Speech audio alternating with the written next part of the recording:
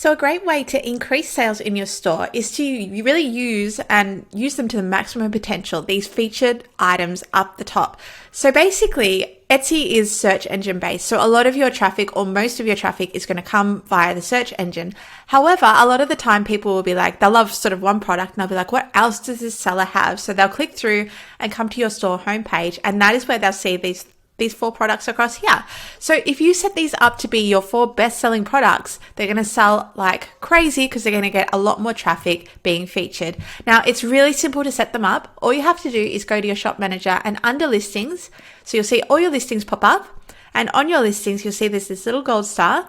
All you have to do is click it and it will become featured. Now, if you have more than 4 featured listings, you can filter by clicking over here on the right-hand panel just to see which ones you currently have featured. So you can see now I've got 5.